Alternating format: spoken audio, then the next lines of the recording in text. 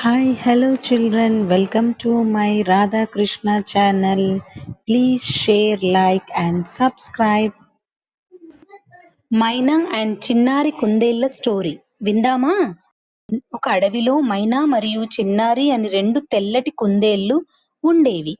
ఇద్దరూ ఆడుకోవడానికి ఒక ఎర్రటి బంతిని కలిగి ఉండేవారు. ఒకరోజు ఎప్పటిలాగా ఆడుకుంటున్నప్పుడు బంతి ఒక ముళ్ళ పొదల్లో పడిపోయింది. మైనా బంతిని తీయడానికి ప్రయత్నించింది, కానీ దాని పెద్ద శరీరం పొదల్లో ఇరుక్కుపోయింది.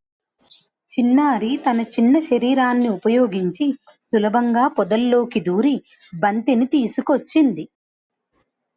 అంతలో మైనా అంటుంది, ఈ బంతి నాది, నువ్వెందుకు తీసుకురావాలి? చిన్నారి ఇలా అంటుంది, మనమిద్దరం కలిసి ఆడుకోవడానికి కదా. మైనా, లేదు, ఇది నా బంతి, నాకివ్వు. అంతలో అక్కడికి ఒక తెలివైన ముసలి తాబేలు వచ్చింది. వారి గొడవను విని తాబేలు దగ్గరికి వచ్చి ఇలా అంది, ఎందుకంత గొడవ పడుతున్నారు? ఒక బంతి కోసం మీ స్నేహాన్ని పాడు చేసుకోవడం మంచిది కాదు. మీలో ప్రతి ఒక్కరికి ఒక ప్రత్యేకమైన బలం ఉంది. మీరు కలిసి ఆడుకుంటేనే ఆనందంగా ఉండగలరు.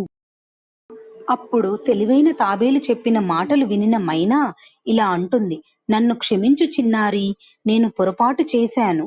అప్పుడు చిన్నారి కుందేలు ఇలా అంది, పర్వాలేదు మైనా, మనం మళ్ళీ స్నేహితులమే, చక్కగా ఆడుకుందాం.